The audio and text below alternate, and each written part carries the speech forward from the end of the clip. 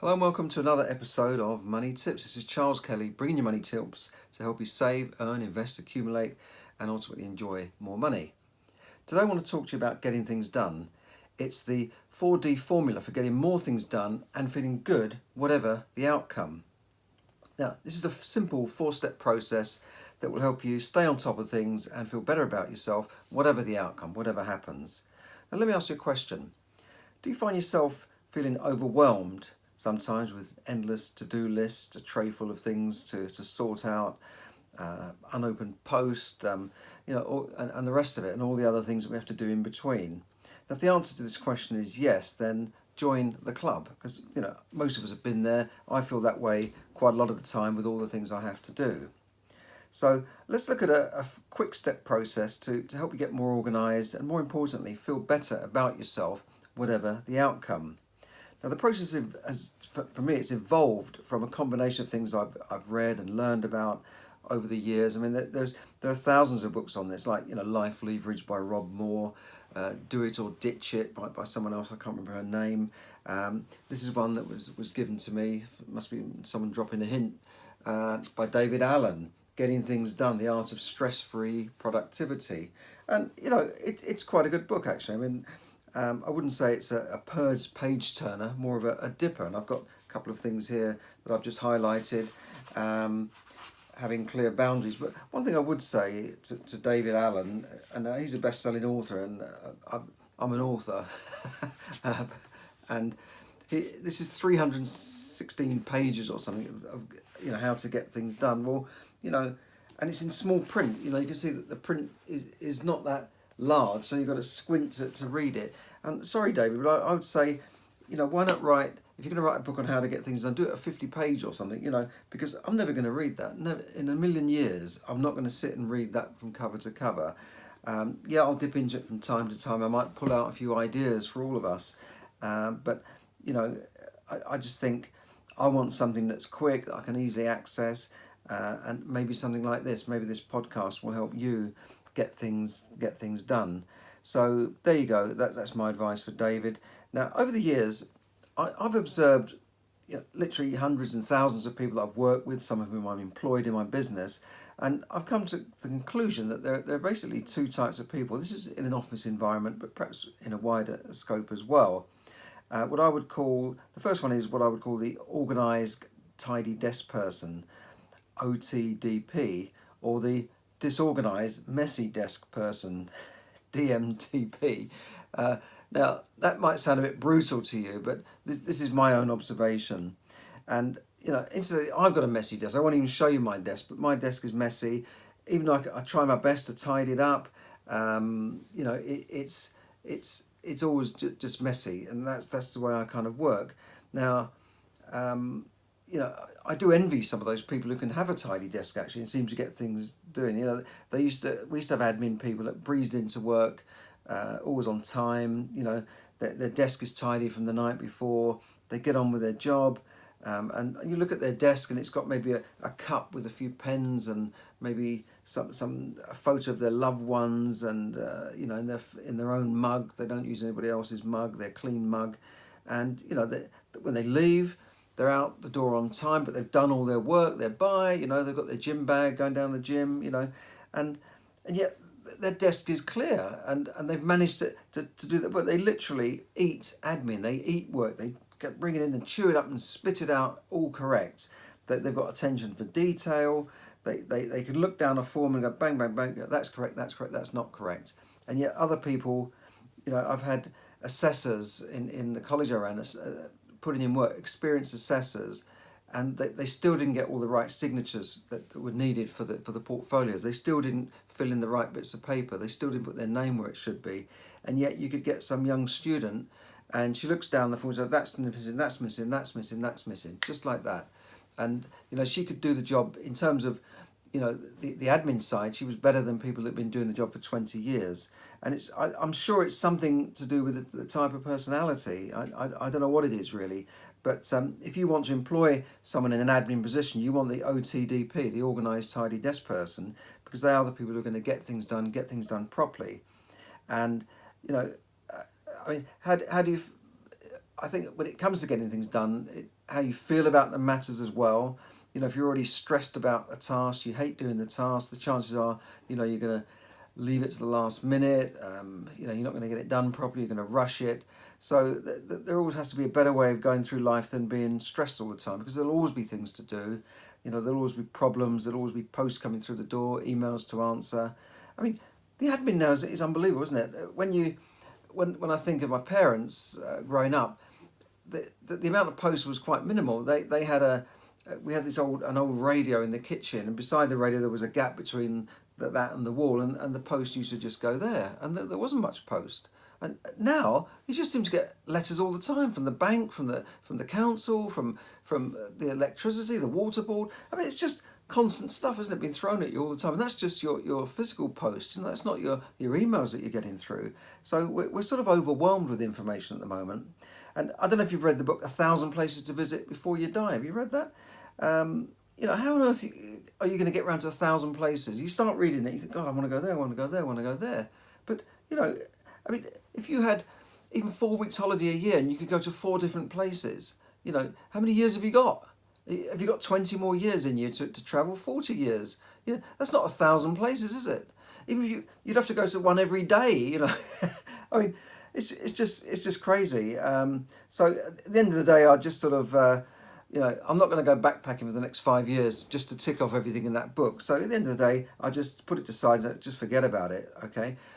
So I think how you feel about things and certain things you've got to let go. So let's look at the first of the D's, right? The first of the 4 D's is, number 1 is do it. Sometimes you just got to knuckle down, lock yourself away, turn off the TV, turn off the phones and all the distractions, and put your phone on do not disturb or airplane mode or whatever, and just get on with that action and really somehow discipline yourself to do it. Once you're, I think it's the intention. Once you've got that intention, right, I'm going to just do this. I've got to do this now. And sometimes that comes when you've missed the deadline or you're approaching the deadline. But you've just got to do it. Fear is easy to overcome if you just get started. And sometimes you've got to get started, even if you don't quite know how you're going to finish. Just getting started on the task, maybe opening that page that you've got to open and start on that admin task.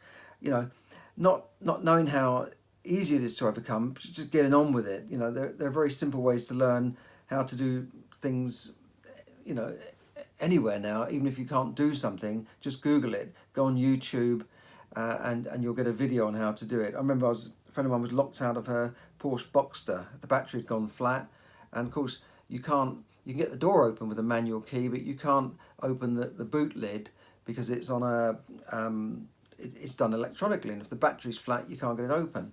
And I was looking around, there's no levers or anything, and eventually I got on YouTube and found out that there was a way of getting into this side of the panel and pulling a lever. It was ridiculous how complicated it was, but it's amazing how you can find these things. So sometimes you get stuck because you don't know how to do something, or you reach a technical hitch on trying to do your blog or whatever, and you just stop, and that happens sometimes. You just stop, no, I can't do that, and then you leave it to one side, and then what happens? It's never going to get done.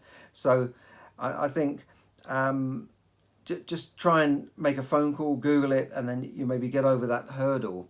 Now, I read something, and I'm going to do a special broadcast on this, about the richest self-made woman in the world, and I can't remember her name now. It's a Chinese lady who makes lenses, and she makes lenses for phones. Most of the iPhones I'm using now probably comes from her factory.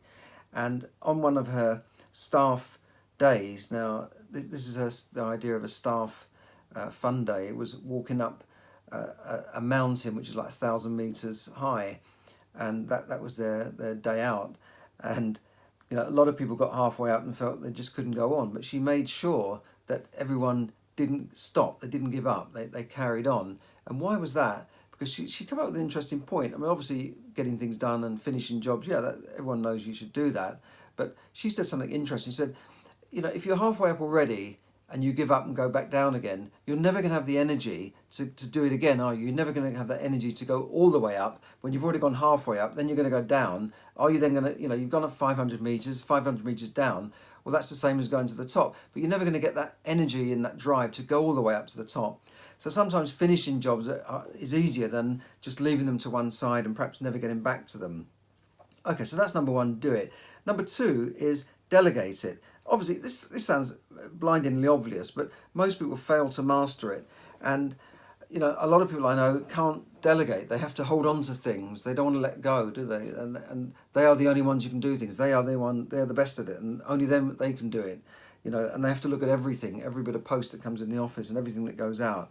So sometimes you have to learn to let go, recognize your strengths and weaknesses, and delegate it to someone that does like doing something that you don't. Yeah. So that's the number two. I mean, I don't like admin things. I don't like filling in tax returns. I could probably do it myself, but I delegate it to an accountant or a bookkeeper. I don't get much fun out of cleaning and mowing the lawns and DIY. So I would rather hire someone at £10 an hour to do those things. I mean, DIY and the two most hateful words in the English language have got to be self-assembly. I don't buy anything self-assembly. If I get something self-assembly, I'll give it to someone to assemble it. So I try and make my life easier. I use non-iron shirts. If you don't like doing something, then find a way of getting around it. You can delegate a lot of admin and technical tasks and websites and that sort of thing to freelancers. Millions of freelancers now listed on Upwork, Fiverr.com and that sort of thing. So if it's a job you cannot do, then delegate it. If you can't delegate it and you can't do it, then maybe you have to go to step three, which is step three, defer it. Now, deferring it will not cause the same stress as not doing it and then worrying about why you haven't done it. Yeah, you're deferring it. You're making a deal with yourself and saying, look, I can't do this now, but I will do it in the future. And maybe you'll pop it into your electronic calendar, and hopefully that's the stress over. Now, it's okay to have a someday I'll. Have you heard of someday I'll, that island? Someday I'll. Someday I'll do this. Someday I'll do that. Someday I'll travel to Australia. Whatever it is, But whether you got that or not, that someday I'll thing, at least if you just say to yourself, well, I'm not going to do that now. I'm going to do that in 2 months' time. That's great. So if you can't do it, delegate it. And I remember going to a meeting once with somebody, and we couldn't agree to get things done at that meeting. So the lady was quite clever. She said, well, let's just agree not to do anything at the moment. We'll just agree we've had a meeting, let's just agree to have a meeting in 3 months' time. So that was, I found, then suddenly the pressure was off. We didn't have to make a decision right there and then. So if you can't do it, delegate it or defer it. And if you can't do any of those things, you can't do it, you can't delegate it, you can't defer it, I think you must know what comes next, and that is ditch it. Destroy it, dump it. This can be the most liberating step of all, but I would suggest that you go through the first 3 steps first, before throwing everything away. I mean, ditching it can mean that you just tell yourself that, you're not going to do it, you're not going to do a certain task, and you're not going to be bothered about it, but you could still go back to it in the future, but in the meantime, it's not weighing on your mind. You've ditched it, you dumped it. At the end of the day, you could also, lower your very high standards of efficiency and mentally set yourself many areas in your life to say, look, maybe I've got to lower my standards a bit and say, look, it's fine to have a messy garage. I'm not going to get round to tidying up the garage or, organising the loft. Maybe you just have to say, I'm ditching it in my mind and saying, well, look, I'm going to leave those unpacked boxes in that loft. I'm not going to try and sort them out. Fair enough, that's done. I don't have to worry about that. If you want to go back to it in the future, that's fine.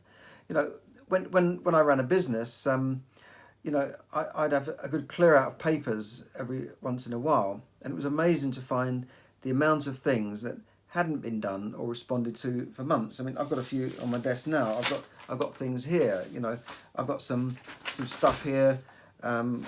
Land registry, company's house, all these things that I've eventually got to sort out and do something with. But it's amazing that, when you go back to them after a few months, maybe 6 months, maybe they've piled on top of each other, and you go back and you've been worried about that thing, but you look at them and you think, well, hold on, none of this actually come to pass. I didn't need to do anything with this because that thing is expired, or, it is no longer relevant, or it was done some other way.